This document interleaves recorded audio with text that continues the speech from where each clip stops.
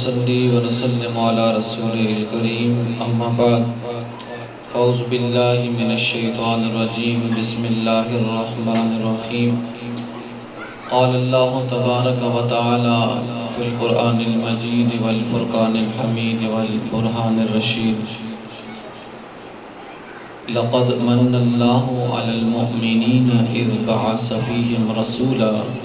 صدق اللہ مولانا العظیم ببرکت ان اللہ وملائکتہ یصلون علی النبی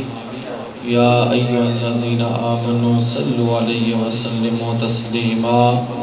اللہم صل علی سیدنا ومولانا محمد وعلی آل سیدنا ومولانا محمد وبارک وسلم وصلی علیہ الصلاة والسلام علیک یا سیدی یا رسول اللہ وعلى آلك وأصحابك يا سيدي يا حبيب الله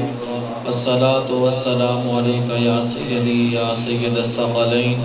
وعلى آلك وأصحابك يا سيدي يا جد الحسن والحسين بعد حمد و سلام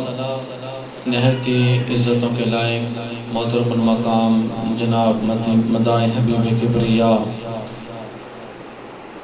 سلطان محمود چشتی صاحب زید اقبال ہو دیگر ثناخوان مصطفیٰ میرے بزرگوں بھائیوں دوستوں، آج کی یہ خوبصورت محفل پاک ہمارے انتہائی محترم قاضی مسعود اقبال صاحب کے والد گرامی، ہمارے بھی وہ بزرگوں میں شامل تھے، صوفی باصفا پیکر اخلاص و وفا جناب قاضی عمر الدین رحمانی رحمۃ اللہ تعالی علیہ، ان کے اصال ثواب کے حوالے سے انعقاد پذیر ہے، اور ہمیں کوئی خوشی ملے تو تب بھی ہم ذکر مصطفیٰ کی محفل سجا بیٹھتے ہیں، اور اللہ کی طرف سے کسی امتحان میں اگر ہم ڈالے جائیں تو تب بھی ہم ذکر مصطفیٰ کر کے اپنے غم کو دور کر دیتے ہیں۔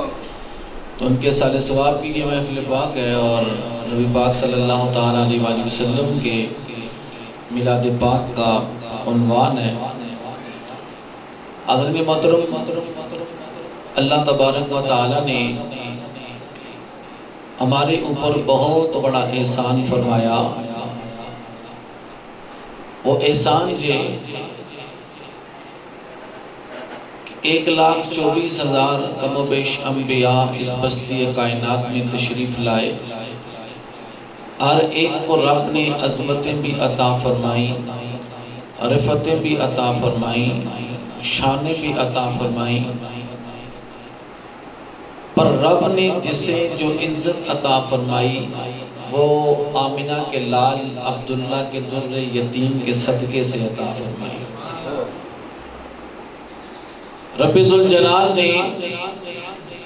کائنات کی ہر نعمت ہمیں عطا فرمائی، اور عطا فرما کر کسی نعمت کا احسان نہیں جتلایا، کیونکہ فَبِأَيِّ آلَاءِ رَبِّكُمَا تُكَذِّبَانِ، کہ تم رب کی کس کس نعمت کو جھٹلاؤ گے، کون کون سی نعمت کو جھٹلاؤ گے۔ ان گنت رب نے ہمارے اوپر احسان فرمایا، نعمتیں عطا فرمائیں، اور رب فرماتا ہے کہ کسی کے ساتھ نیکی کرو، اسے جتلاؤ مت۔ مولا ایک طرف نیکی کرو، اسے جتلاؤ مت، تو احسان کر کے پھر جتلا کیوں رہا ہے؟ لقد من اللہ علی المؤمنین، یہاں بھی بات بڑی قابل غور ہے۔ جب نبی پاک صلی اللہ تعالیٰ علیہ وآلہ وسلم کی رسالت کا رب نے ذکر فرمایا تو فرمایا قل یا ایھا الناس انی رسول اللہ الیکم جمیعا، میرے محبوب آپ فرما دیجئے ان سے کہ اے لوگو، میں تم سب کی طرف اللہ کی طرف سے رسول بنا کے بھیجا گیا ہوں۔ یعنی محبوب اپنی رسالت کا ذکر سارے لوگوں کے آگے فرما دیجئے۔ اب جو مانے گا تو وہ تو ایمان والوں کی فہرست میں آ جائے گا۔ رب ذوالجلال نے حضور کی رحمت کا ذکر فرمایا، فرمایا وَمَا أَرْسَلْنَاكَ إِلَّا رَحْمَةً لِلْعَالَمِينَ، کہ رب نے اپنے محبوب کو تمام جہان والوں کے لیے رحمت بنا کے بھیجا، لیکن احسان جتلانے کی باری آئی تو رب ذوالجلال نے لَقَدْ مَنَّ اللَّهُ عَلَى النَّاسِ نہیں ارشاد فرمایا کہ لوگوں میں نے تمہارے اوپر احسان کیا ہے، بلکہ رب نے لَقَدْ مَنَّ اللَّهُ عَلَى الْمُؤْمِنِينَ ارشاد فرمایا، کیونکہ رب جانتا تھا ہر ایک اس نعمت کی قدر کرنے والا نہیں، وہی اس نعمت کی قدر کرے گا جو ابو بکر و عمر عثمان و حیدر کے راستے پہ چلنے والا ہوگا، وہ جانے گا کہ اس نبی کی عظمتیں کیا ہیں، اس نبی کی شانیں کیا ہیں۔ تو رب نے فرمایا لَقَدْ مَنَّ اللَّهُ عَلَى الْمُؤْمِنِينَ، البتہ تحقیق رب نے احسان فرمایا مومنوں پر، اپنا عظمتوں والا، رفتوں والا، شانوں والا رسول ان کے اندر مبعوث فرمایا۔ اور مصطفیٰ کے غلاموں، آج ہم حضور کی آمد پر خوشی کا اظہار کرتے ہیں تو یاد رکھنا یہ بھی ہم قرآن سے باہر نہیں جاتے، ہر ایک کا خوشی کا اظہار کرنے کا انداز الگ الگ ہے، لیکن سبھی حضور کی آمد پر ذکر ضرور کرتے ہوئے نظر آتے ہیں۔ اور قرآن کہتا ہے قُلْ بِفَضْلِ اللَّهِ وَبِرَحْمَتِهِ فَبِذَلِكَ فَلْيَفْرَحُوا، میرے محبوب آپ فرما دیجئے جب تمہیں اللہ کا فضل ملے، اللہ کی رحمت ملے تو رب نے فرمایا فَلْيَفْرَحُوا، خوشی کا اظہار کرو۔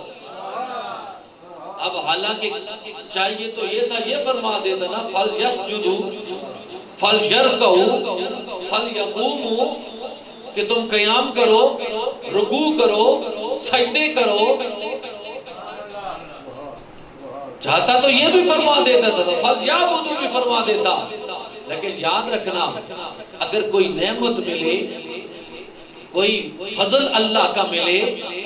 تو ہم اگر صرف گھر کے اندر عبادت کریں گے تو ساتھ والوں کو کیا پتا چلے گا کہ رب نے ان کے اوپر فضل کیا ہے، رب نے ان کے اوپر رحمت کی ہے۔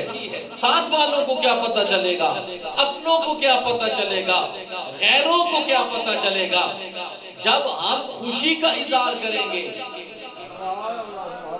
اگر اللہ کسی کو اولاد دے دیتا ہے تو وہ خوشی کا اظہار کرے گا، مٹھائی بانٹے گا، اپنوں کو بلائے گا، بلا کے کیا کرے گا کہ خوشی کا اظہار کرے گا۔ ہر ایک سے ملے گا تو کہے گا اللہ نے میرے اوپر کرم کیا، مجھے بیٹا عطا کیا، بیٹی عطا کی، پوتا عطا کیا، پوتی عطا کی، اللہ نے مجھے اچھی نوکری عطا فرما دی، اللہ نے مجھے ترقی عطا فرما دی۔ اب وہ مٹھائی بانٹے گا، اپنوں کو بلائے گا، دعوت کا اہتمام کرے گا۔ ارے بابا اگر اللہ کا فضل ملا، رحمت ملی تو سر سجدے میں بھی تو رکھ سکتے تھے۔ کہا ہاں سر سجدے میں بھی ضرور رکھا ہے، شکر ضرور ادا کیا ہے، پر میری خوشی کا میرے ساتھ والوں کو پتا کیسے چلتا؟ اللہ کے فضل جو مجھ پہ اوپر لوگوں کو پتا کیسے چلتا؟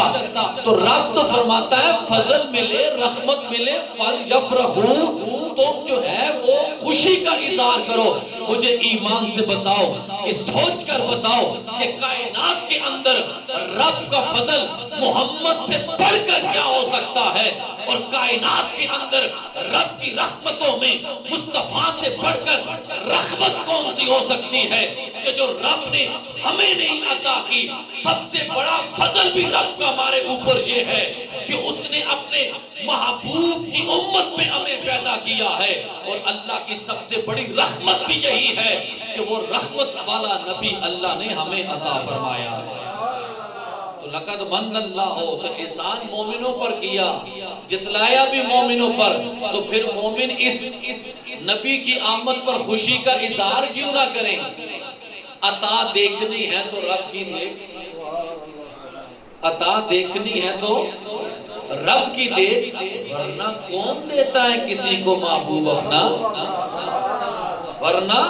کون دیتا ہے کسی کو محبوب اپنا؟ اور مصطفیٰ کے غلاموں، یہ رب کا کرم نہیں تو کیا ہے؟ جب حضرت موسیٰ علیہ السلام نے امت مصطفی کا تذکرہ تورات کے اندر پڑھا تھا، مولا یہ امت مجھے دے دے،